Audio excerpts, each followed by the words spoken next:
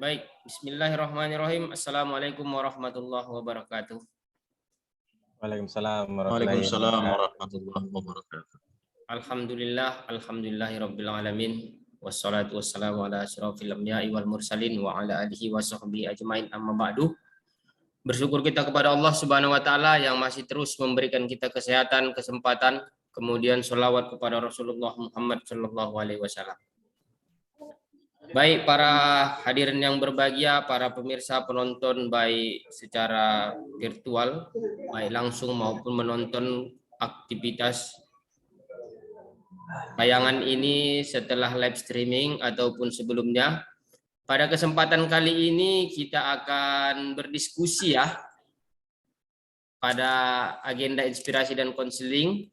Bagaimana sebenarnya topik bimbingan dan konseling ini dibahas, dan pada momen kesempatan kali ini akan kita lihat bagaimana sebenarnya suara-suara daripada pengurus-pengurus APKIN di daerah untuk menyambut Pesta Demokrasi Asosiasi Bimbingan Konseling Indonesia pada bulan Agustus tahun 2022 yang sekitar 1 bulan lagi ya, yang sudah diedarkan di Yogyakarta.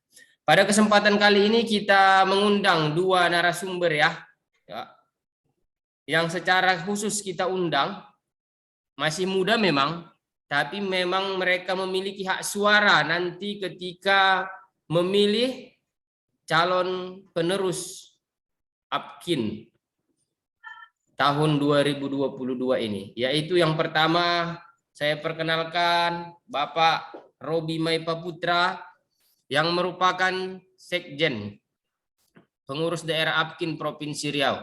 Assalamualaikum Pak Robi, gimana kabarnya Pak Robi? Waalaikumsalam, alhamdulillah baik Pak Rizky. Baik, terima kasih Pak Robi. Dan berikutnya saya perkenalkan yang kedua yaitu Bapak Marimbun MPD yang merupakan Ketua Pimpinan Cabang APKIN Kota Langsa Provinsi Aceh. Assalamualaikum Pak Marimbun. Waalaikumsalam warahmatullahi wabarakatuh. Baik, ada juga di sini ya bergabung bersama kita ya Bapak Dinata Saragi, pengamat dan anggota APKIN dari Sumatera Utara juga. Nanti kita mintakan bagaimana pendapat beliau ya. Hadir di sini juga beliau. Assalamualaikum Pak Dinata. Waalaikumsalam. Waalaikumsalam. Baiklah Bapak-bapak sekalian.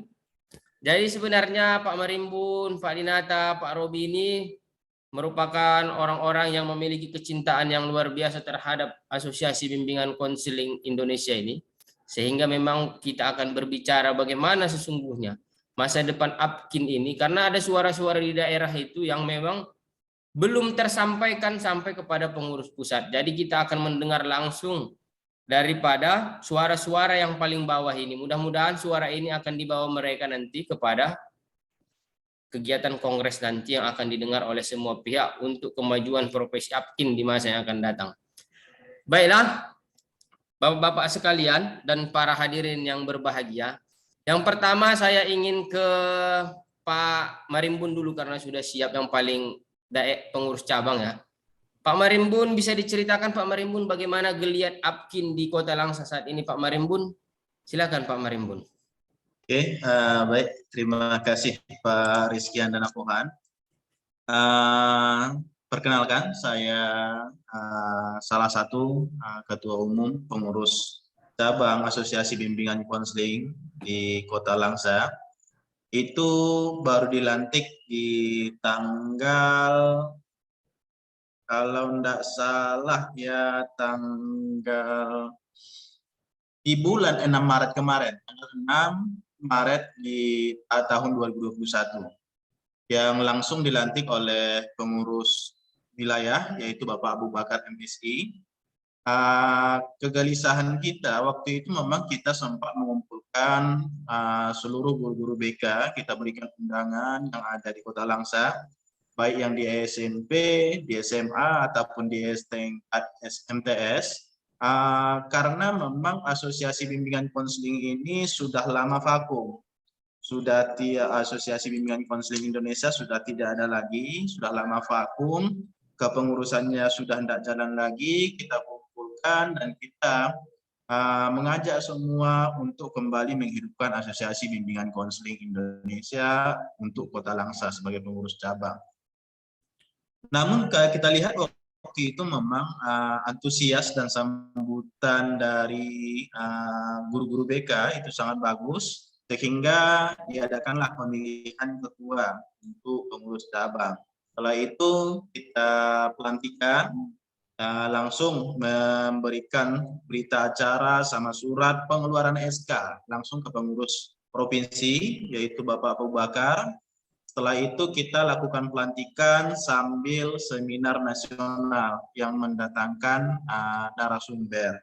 Sekaligus saling temu ramah kita antara anggota bimbingan konseling, baik di MGBK yang ada di SMP, MGBK yang ada di SMA, ataupun yang ada di MTS. Setelah itu, di pelantikan itu, kita mulai mendata guru-guru BK yang bergabung di AFKIN, yang ada di Kota Langsa, sehingga kita sudah memiliki data guru-guru yang ada yang di Kota Langsa ini. Sehingga waktu itu kalau tidak salah itu hampir 80-an yang AFKIN. Walaupun selama ini banyak yang terlibat, nggak memiliki kartu, nggak memiliki atau nggak terlibat dalam kegiatan-kegiatan AFKIN Kota Langsa. Tapi di sini kita mengajak di mana rasa kepedulian itu kita melibatkan diri dalam kegiatan-kegiatan AFKIN. Di kegiatan kita setelah dilantik, kita juga sudah membuatkan forum WA-nya melalui WA Group AFKIN Kota Langsa. Di sana kita juga sering berdiskusi kendala-kendala, isu-isu terkait dengan keilmuan bimbingan konseling yang masih kurang dipahami guru-guru, atau berdiskusi hal-hal yang terbaru terkait dengan BK. Yang kalau untuk saat ini tentu berbicara bagaimana BK dalam kurikulum kurikulum Merdeka Belajar. Selain itu kita juga melakukan pendampingan. Alhamdulillah kita juga saat ini di pelatihan atau peningkatan kompetensi guru BK, baik yang di Aceh Timur atau memang yang di Langsa, itu dilibatkan dari AFKIN. Kita memberikan pelatihan, kita istilahnya melihat kira-kira apa kebutuhan dari guru BK, apakah memang yang dibutuhkan di asesmen, apakah memang di pemberian layanan, kita berikan kompetensi, peningkatan kompetensi melalui Kepala Dinas Cabang Kota Langsa. Baik Pak Marimbun, kita tahan dulu Pak Marimbun ya, nanti kita gali lagi. Nampaknya memang geliat AFKIN di Kota Langsa seperti cerita Pak Marimbun tadi ya, walaupun dahulunya sudah sempat vakum, namun ketika mulai bergerak, alhamdulillah antusiasme para guru-guru BK, dosen-dosen juga mulai bergeliat Pak Marimbun ya, semangat Pak Marimbun ya, terbukti dengan beberapa kegiatan ya. Baik, nanti kita dalami lagi Pak Marimbun. Berikutnya saya persilakan, gimana Pak Robi, gimana perkembangan untuk menghadapi ini? AFKIN di Provinsi Riau, silakan Pak Sekjen. Oke, baik, terima kasih Pak Rizky Ananapohan dan juga Pak Marimbun. Jadi mungkin saya juga mau menjelaskan sedikit mengenai AFKIN Riau. Jadi kami di Riau itu mengadakan konferensi daerah itu Januari. Saya lupa tanggal 15 atau berapa. Jadi Januari tahun 2020. Dan waktu itu langsung dihadiri oleh Ketua PB AFKIN.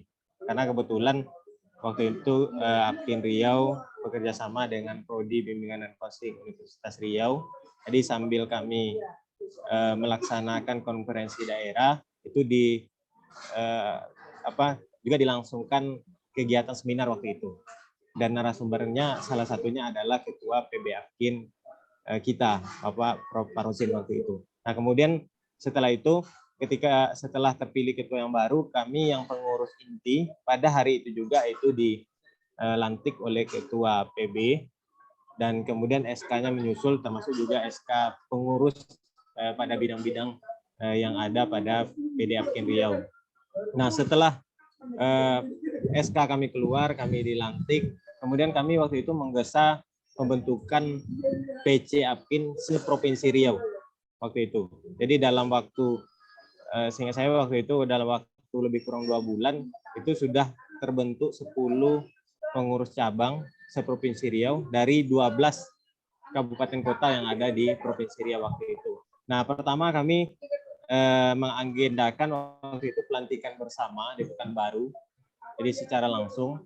Tapi karena waktu itu COVID semakin parah, kami kegiatan yang sudah kami agendakan itu kami undur, dan kami melihat belum juga waktu itu COVID reda. Akhirnya kami melaksanakan pelantikan pengurus cabang seprovinsi Riau itu secara daring waktu itu. Secara daring, dan pada saat kami pelantikan itu kami juga melakukan kegiatan workshop, dan juga kami meminta waktu itu masukan-masukan dari kawan-kawan kita yang di daerah, di pengurus cabang. Dan memang kegelisahan dari kawan-kawan kita itu ya salah satunya mengenai keberfungsian APKIN atau kebermanfaatan APKIN bagi para anggota. Karena memang saya akui sampai ke daerah itu belum terasa. Jadi kita punya APKIN, punya organisasi besar yang saya rasa juga sudah diakui juga secara nasional, tetapi keberfungsiannya itu, kebermanfaatan bagi kita yang di daerah itu saya rasa belum maksimal. Nah, salah satu contohnya misalkan mengenai perlindungan terhadap tenaga bimbingan dan konseling. Jadi misalkan kita bisa ambil salah satu contoh, misalkan pada saat perekrutan CPNS misalkan untuk guru. Nah, di sana sudah jelas-jelas formasi bimbingan dan konseling. Tetapi yang bisa masuk ke situ bukan hanya lulusan dari bimbingan dan konseling saja. Nah, ini salah satu kegelisahan. Dan bahkan di beberapa daerah itu yang lulus itu malahan bukan dari bimbingan dan konseling, yang pada akhirnya tentu berimbas pada keberlangsungan organisasi, dan juga pola bimbingan di sekolah juga berbeda, karena kita belajar cara bimbingan itu begini, realisasinya di lapangan berbeda, karena memang tenaga BK-nya itu ada yang bukan berasal dari bimbingan dan konseling. Nah, ini salah satu kegelisahan. Jadi perlindungan terhadap anggota atau tenaga bimbingan dan konseling itu yang saya rasa masih kurang dari organisasi kita sendiri. Jadi kebermanfaatan itu belum terlalu terasa. Itu kegelisahan yang saya lihat di daerah. Baik Pak Robi. Jadi ada beberapa ya suara-suara kegelisahan, salah satunya mungkin pasti ya seperti kata Pak Robi tadi, memang ketika perekrutan CPNS untuk mengisi formasi BK saat ini tidak hanya bisa diisi oleh formasi bimbingan konseling sendiri kan Pak Robi? Ya betul Pak Rizky. Tapi saya lihat ada latar belakang daripada psikologi juga bisa masuk. Ada beberapa ya, ini juga menjadi suara-suara yang harus kita bawa kepada Kongres nanti. Baik, itu nanti akan kita bahas secara detail ya.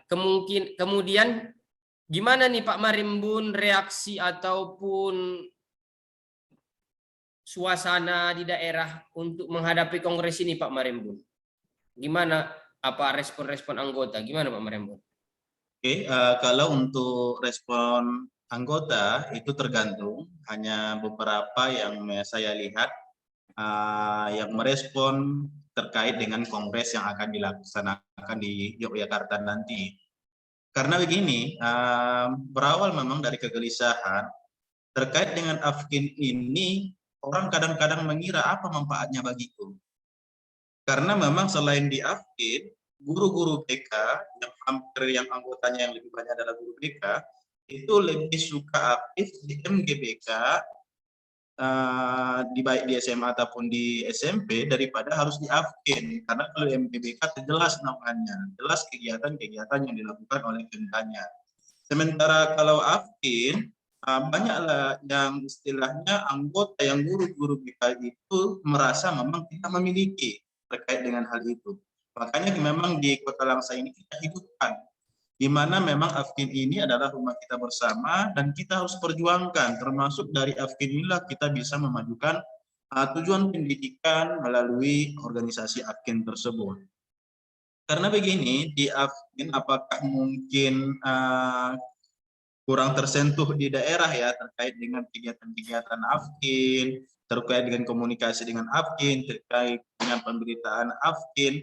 Salah satu contoh yang paling dasarnya memang ketika kita bentuk AFKIN pun, ketika kita data guru-guru BK yang sudah memiliki AFKIN, kartu anggota atau PTA, itu hampir 90% dari memang guru-guru BK kita yang ada di Kota Langsa belum memiliki kartu anggota. Belum pernah kayak berkunjung ke websitenya, belum pernah melihat informasi beritanya, bahkan enggak itu mungkin apakah kurang merasa memiliki ya di wadah AFKIN ini atau gimana, saya juga belum telusuri. Walaupun memang ada 1-2 yang terkait merespon gimana nanti pelaksanaan AFKIN ini. Terutama ada beberapa pertanyaan kepada saya, kira-kira siapa-siapa yang diwajibkan ikut, berapa suara yang dari PC, itu sudah saya jawab sesuai dengan undangan yang dikeluarkan oleh AFKIN. Hanya sedikit dari banyaknya anggota AFKIN yang ada di Kota Langsa. Mungkin demikian Pak Dana. Baik, terima kasih. Berarti memang ada juga antusias-antusias ya, walaupun tidak mayoritas Pak Marimbun ya, daripada anggota di Kota Langsa untuk mengikuti Kongres AFKIN di Yogyakarta ini. Kemudian memang kata Pak Marimbun tadi bahwa bagaimana posisi sebenarnya organisasi profesi AFKIN ini masih, sebenarnya di daerah ini juga semua menyadari AFKIN ini ada, memang organisasi tertua Pak Marimbun ya. Tapi memang mereka kurang masih merasakan manfaatnya kita bersama, kan itu yang akan menjadi jawaban kita. Karena memang dari sisi MGBK struktur dari Kemendikbud Pak Marimbun ya. Iya. Jadi memang karena gini, kalau memang MGBK itu jelas kadang-kadang pemerintah mengasihkan pelatihan. Kalau kita buatlah MGBK untuk tingkat SMA, setiap sekali setahun itu minimal mereka memberikan pelatihan sekali kepada guru-guru yang ada itu yang bernaung di MGBK. Namun kita belum tahu apakah ada pelatihan-pelatihan yang dilakukan oleh AFKIN atau informasi yang dilakukan AFKIN gimana untuk mengembangkan profesi keberkelanjutan terhadap guru-guru BK kita ini, sehingga mereka nggak mendapatkan apa manfaatnya begitu atau merasakan kehadiran AFKIN di terkait dengan guru-guru yang ada di daerah ini. Mungkin seperti itu Pak. Baik, terima kasih Pak Marimbun. Pak Robi.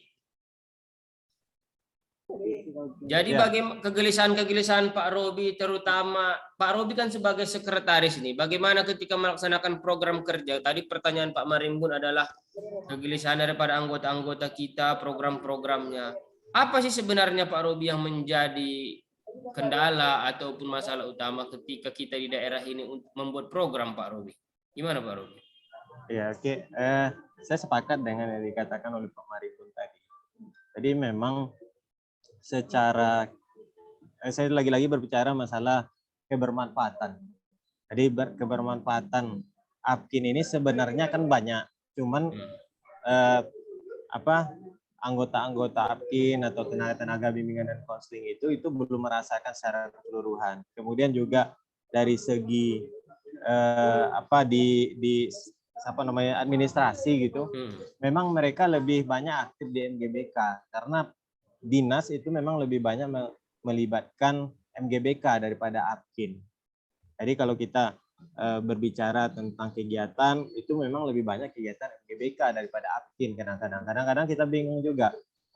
Nah, makanya saya garis bawahi tadi itu memang perlu ketegasan ketua PB, pengurus besar, mengenai AFKIN itu harus dibawa kemana gitu. Perlu ada salah satu mungkin payung hukum bahwa AFKIN itu harus dilibatkan dalam kegiatan-kegiatan kedinasan. Jadi artinya nanti orang-orang dari dinas pendidikan itu tidak merasa bahwa mereka hanya perlu melibatkan MGBK saja gitu. Tapi ada AFKIN induk dari MGBK itu. Nah, itu harus perlu diperjelas. Makanya saya katakan tadi, keberfungsian AFKIN itu harus betul-betul ditunjukkan. Powernya itu harus ada gitu. Nah, kalau kita melihat pada organisasi-organisasi yang lain, misalkan ID, itu kan sudah jelas bahwa ada perlindungan yang dilakukan oleh organisasi itu terhadap anggota mereka. Ketika dokter misalkan ingin buka praktek, mereka harus dapat rekomendasi dulu dari organisasi, itu sudah jelas dari ketentuan. Nah, kita tidak, saya melihat tidak ada upaya sampai ke situ gitu. Nah, bahkan waktu konferensi daerah dulu tahun 2020 itu ada masukan dari guru BK, salah satu guru BK di Riau, dia mengatakan bahwa ada pelatihan yang membawa kata-kata konselor gitu. Nah, jadi kalau orang ikut pelatihan itu diadakan hanya beberapa hari saja, mereka sudah mendapatkan gelar konselor. Meskipun dia bukan S1 bimbingan dan konseling. Nah, ini kan jadi kegelisahan tersendiri juga. Sebenarnya peran Apkin itu di mana gitu untuk mengontrol itu. Nah, itu yang saya rasa belum terlalu kelihatan. Tapi kalau kita melihat dari antusias kawan-kawan di daerah, sebenarnya sangat antusias sekali. Seperti sekarang kan. Sekarang kan sebenarnya saya kan sudah domisili di Tanjung Pinang di Kepulauan Riau, Pak Rizky. Iya, Pak. Nah, di sini kan juga Apkin ya boleh dikatakan vakum juga dari tahun 2016 itu sudah tidak aktif lagi sampai hari ini. Kemudian kemarin Ketua PB sudah menyurati, sudah menunjuk mandat Ketua PD Apkin Riau untuk membentuk itu. Dan antusias guru-guru kita, kawan-kawan kita satu profesi itu luar biasa. Bahkan kemarin Ketua MGBK Tanjung Pinang yang ditunjuk sebagai panitia untuk pembentukan ini, dia membuat semacam form untuk biodata, untuk mendata guru-guru BK, dosen BK, dan juga tenaga BK yang non kependidikan, itu yang mengisi sudah 200 lebih. Kemudian mereka juga sudah buat grup WA, dan isi di dalam grup WA itu juga sudah 100 orang lebih. Dan cukup aktif, sering bertanya kapan kongres, kapan ini pembentukan, dan lain sebagainya. Jadi antusiasnya sebenarnya cukup, kalau saya mengkategorikan sangat bagus gitu. Nah, tergantung bagaimana Apkin ini menangkap keaktifan dari daerah ini, masukan dari daerah ini. Jadi bagaimana mereka bisa mengakomodir itu gitu. Oke. Makanya saya berencana memang ingin membawa isu-isu itu ke pusat pas kongres nanti, supaya di pusat itu tahu, supaya mereka lebih aktif lagi membangun koordinasi dengan kita-kita yang di daerah ini. Jadi mohon maaf saja, saya beberapa kali saya menghubungi Pak Sekjen kita, itu tidak pernah ada respon. Bahkan saya WA, ada nggak grup untuk khusus PD se-Indonesia gitu. Tidak ada respon. Kemudian kemarin ada di kegiatan rapat pengurus juga, saya chat juga secara pribadi, tapi saya chat pribadi ya di dalam Zoom meeting juga tidak ada respon di situ. Nah, ini saya melihat bahwa koordinasi ke sesama pengurus pun kita belum terlalu bagus gitu. Nah, ini yang sangat disayangkan sebenarnya. Bagaimana caranya kita bisa membawa aspirasi itu ke pusat, sementara kita sesama kita kadang-kadang koordinasinya juga masih kurang bagus gitu. Baik Pak Robi. Jadi itu memang suara ya, refleksi aktivitas kegiatan dari pengurus-pengurus daerah ini. Mudah-mudahan nanti dapat didengar ketika kongres nanti yang akan dibawa ya, Pak Marimbun ya, Pak Robi ya. Iya. Mudah-mudahan itu semua menjadi, karena apa? Diskusi-diskusi dialog ini juga kita lakukan sebagai bentuk kecintaan kita terhadap profesi Apkin ini di masa yang akan datang seperti itu. Karena memang di daerah senior-senior kita juga ini, Pak Marimbun, Pak Robi, guru-guru BK kita juga, mereka merasa memang giroh Apkin ini dari dulu itu kuat seperti itu kan. Jadi ketika memang betul kata Pak Robi tadi, di Langsa juga kan Pak Marimbun, ketika diajak membentuk semangat gitu kan, mau begitu, mau berbuat, mau menghasilkan sesuatu untuk profesi Apkin ini. Meskipun di tengah perjalanannya pasti ada hal-hal yang menjadi tantangan-tantangan yang dihadapi kan begitu. Mudah-mudahan dalam kongres ini nantinya suara-suara itu dapat kita bawa ya, Pak Robia, terutama bagaimana komunikasi-komunikasi dalam pengurus pusat dan daerah. Apalagi sekarang kan sudah zaman komunikasi digital Pak Robi kan. Jadi seandainya tidak ada hambatan-hambatan itu ya kan. Oke. Sekarang Pak Robi, Pak Marimbun, Gimana sebenarnya Pak Marimbun? Ini tadi kan kita sudah berbicara suara kan Pak Marimbun ya, Pak Robi ya. Ini untuk ke depan, menatap masa depan profesi APKIN ini yang menaungi seluruh latar belakang masyarakat BK di Indonesia tentu sangat besar, mulai daripada guru BK, dosen BK, konselor, semualah yang berlatar belakang bimbingan dan konseling. Tentunya ini kan pasti didengar oleh pemerintah ini Pak Marimbun kan Pak Robi, dengan masyarakat warga kita yang cukup besar ini kan. Untuk ke depan bagaimana sehingga jangan lagi ada menganggap bahwa APKIN ini kecil kan Pak Marimbun, Pak Robi kan.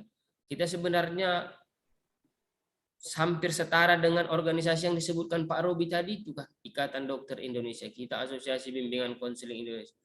Kalau hitung-hitung seluruh Indonesia mungkin jumlah kita bisa imbang-imbang juga ini Pak Robi dengan Ikatan Dokter Indonesia ini kan Pak Robi. Bagaimana? Jadi bagaimana sebenarnya ini kita bawa ke isu-isu pemerintah pusat. Jadi Pak Marimbun, bagaimana sebenarnya Pak Marimbun, harapan Pak Marimbun untuk kemajuan APKIN ke depan? Apalagi gini Pak Marimbun maupun Pak Robi, ini kan dinamis perkembangan bimbingan konseling di lapangan ini kan Pak Marimbun.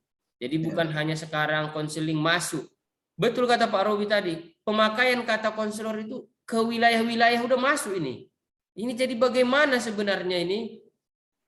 Ini menjadi tantangan kita juga kan, apakah harus kita apakan ini begitu asosiasi-asosiasi ini kan.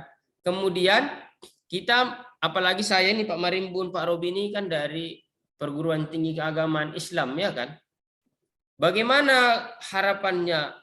Karena banyak juga naungan dosen-dosen itu yang berlatar belakang itu yang ingin memajukan keilmuan bimbingan konseling Islam. Dan kita lihat di dalam divisi juga, divisi APKIN ini belum terlihat ini di mana posisi sebenarnya bimbingan konseling Islam. Karena saya lihat kalau asosiasi konseling Amerika itu masuk dia divisi spiritual seperti itu. Kita gimana nih? Apakah nanti kan kongres ini akan merubah ADART atau menambah divisi? Ada nggak harapan-harapan ini dari Pak Marimbun, dari Pak Robi ini sebagai yang mewakili daripada pengurus cabang, pengurus daerah dan sekaligus dari perguruan tinggi keagamaan Islam negeri. Silakan Pak Marimbun. Oke, kalau saya lihat memang harapan-harapan itu banyak terkait dengan utuhnya Asosiasi Bimbingan Konseling Indonesia ini. Karena begini, kita memang sudah melihat bahwa di APKIN itu ada divisi.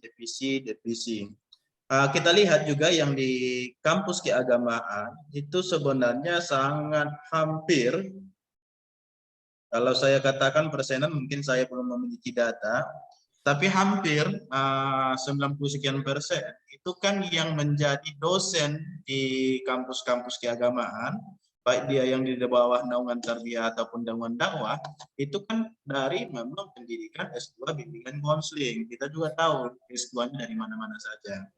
Dan ketika mereka pun masuk istilahnya ke kampus-kampus keagamaan, baik yang di dakwah ataupun tarbiyah, rasa kepedulian terhadap APKIN itu sangat tinggi. Di sini mungkin yang kita harapkan, saya yang saya diharapkan, bagaimana memang di kampus-kampus keagamaan ini bahagian dari divisi APKIN. Karena apa? Jangan sampai kita berserak-serak, istilahnya gimana kita supaya bersatu padu menjadi satu kesatuan, walaupun nanti APKIN memiliki naungan divisi-divisi terkait dengan organisasi dosen yang ada di perguruan tinggi, yang di sekolah, sama yang praktisi atau Ikatan Konselor Indonesia ataupun yang di bawah naungan dakwah, itu bisa berada di bawah naungan atau di divisi bimbingan konseling. Karena begini, saya nggak salahkan mungkin kita apakah kurang ada miss atau gimana istilahnya.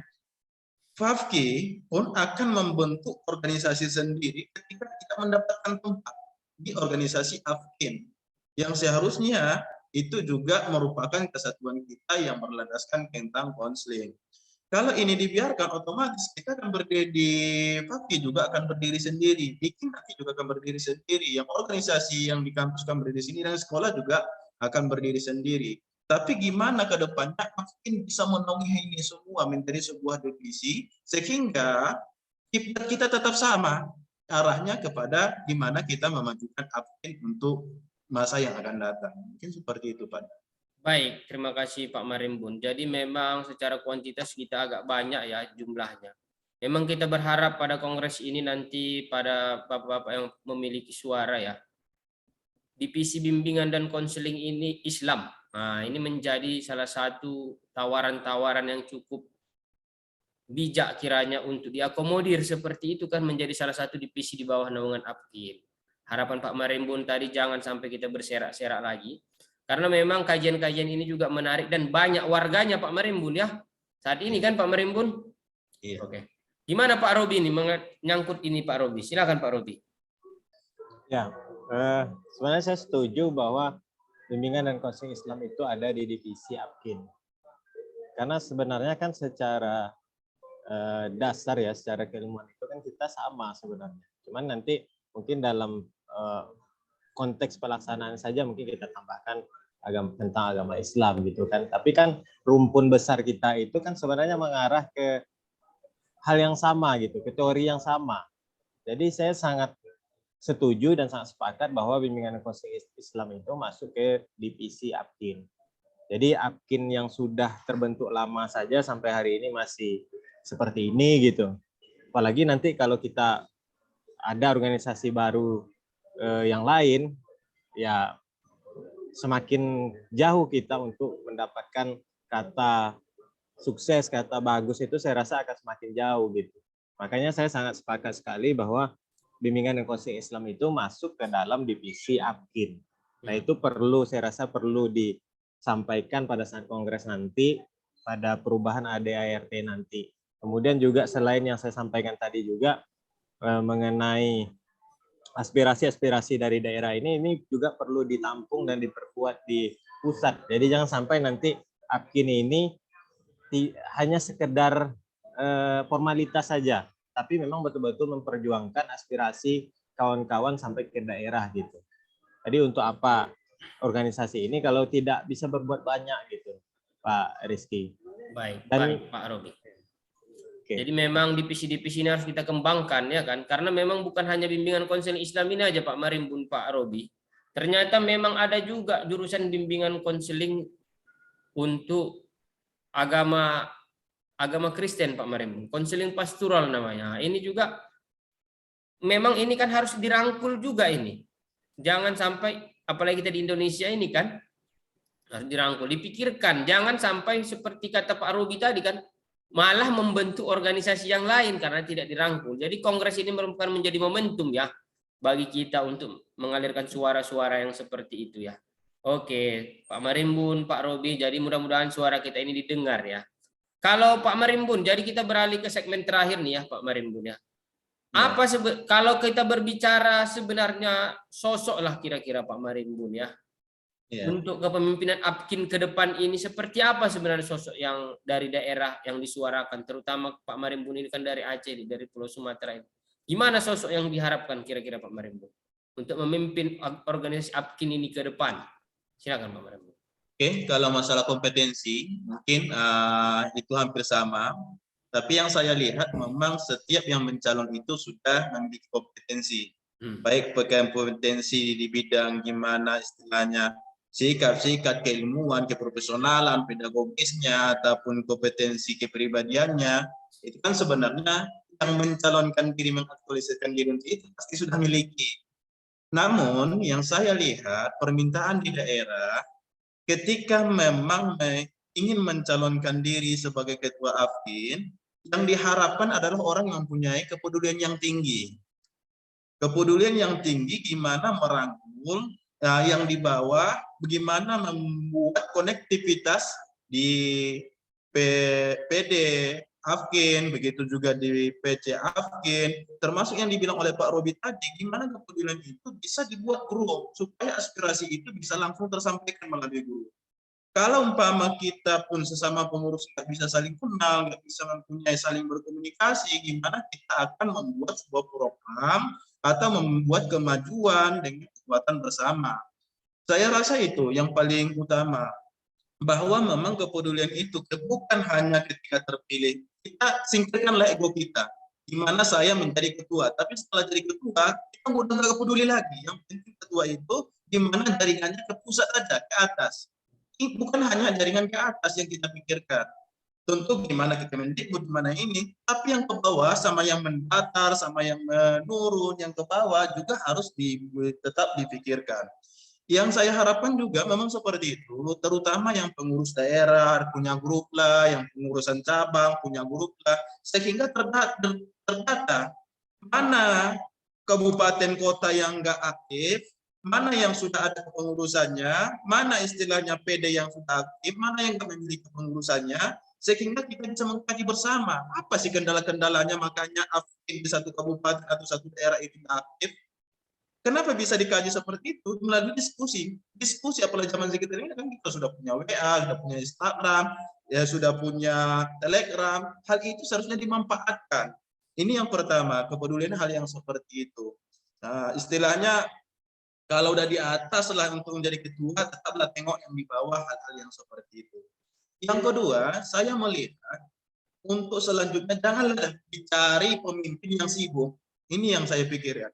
Karena kalau sibuk, kalau dia masih mempunyai kesibukan pribadinya sendiri, gimana dia akan mengurusi orang banyak? Karena memang di AFKIM ini sangat banyak anggotanya, mulai dari Sabang sampai Merauke. Mulai dari dosen, guru, praktisi, dan lain sebagainya, itu sangat banyak. Daerah kita juga sangat banyak, istilahnya. Kalau dia nggak punya waktu, seperti yang dibilangkan oleh Pak Robi tadi, istilahnya ada kepengurusan yang istilahnya untuk balas WA aja berat, ketika mau diundang pun balasnya bisa 2 minggu yang akan datang. Yang seperti itu menyingkir aja lah, nggak usah dicalonkan yang seperti itu. Karena ini urusan umat. Kalau yang namanya urusan umat, kalau memang nggak sanggup menyingkir aja, nggak usah mencalonkan diri. Karena memang ketua ini bukan hanya formalitas, ini juga akan yang dipertanggungjawabkan. Kalau memang merasa cocok untuk calon ketua, memiliki kemampuan jadi ketua, dan memiliki dia juga harus memiliki waktu tuh. Nah, siapa yang WA, apalagi kami yang daerah lah umpama.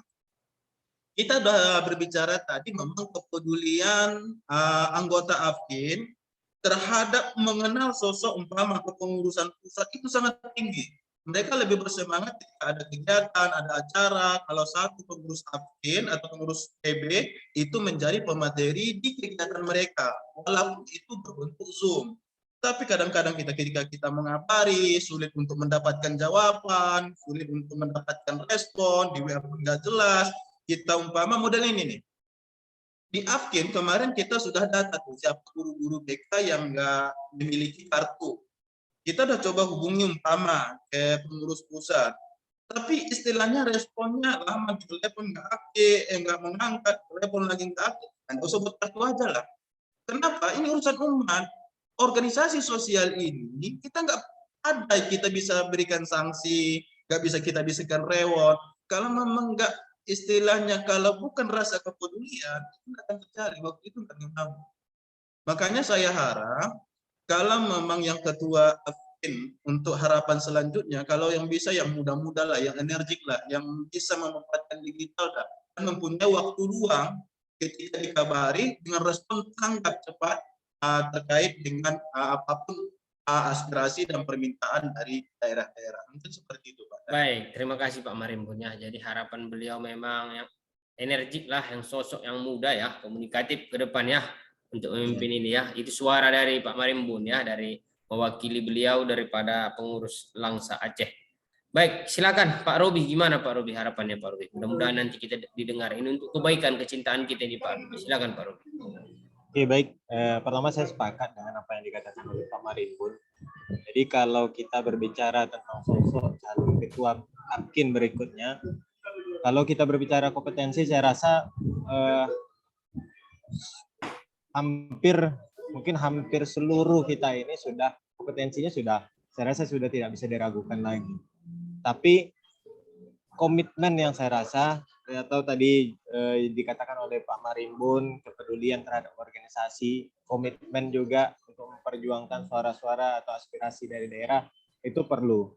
Jadi saya memang lebih cenderung kalau memilih ketua itu ya memang bisa berkomitmen untuk memperjuangkan organisasi itu ke atas dan ke bawah seperti yang dikatakan Pak Marimbun tadi. Ke atas ya secara administrasi ke pusat itu bagaimana, koordinasi dengan kementerian-kementerian terkait itu juga diperkuat supaya nanti program-program yang kita buat itu memang betul-betul bisa mengakomodir keinginan dari anggota-anggota kita sampai ke daerah-daerah gitu. Nah itu yang perlu. Kemudian yang kedua memang ke bawah itu juga sangat penting sekali. Harusnya dengan adanya pembentukan inisiatif untuk membentuk PD, PC sampai ke daerah itu harusnya cepat ditangkap oleh pengurus PB. Jadi ketika ada dari kawan-kawan di daerah itu ingin membentuk yang sudah lama vakum, itu PB harus segera menangkap dan segera memberikan support tentang itu gitu.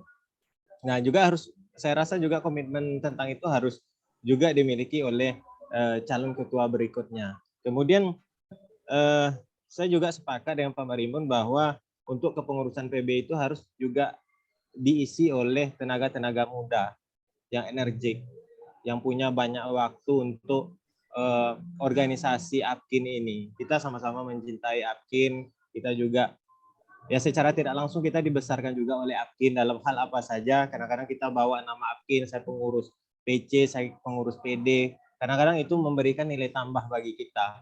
Dan bahkan mungkin sampai di daerah-daerah mungkin ada yang diundang menjadi narasumber itu dan membawa nama organisasi. Ini kan ada nilai plus di situ. Nah, jadi saya rasa memang tenaga-tenaga muda itu sangat perlu dilibatkan dalam kepengurusan yang baru. Jadi saya tidak berbicara untuk ketua, minimal sekretaris sekjen lah, minimal itu harus diisi oleh yang muda gitu, yang energik, sehingga nanti organisasi itu bisa bergerak sampai ke cabang-cabangnya gitu. Karena untuk mengaktifkan sampai ke cabang itu sebenarnya sulit.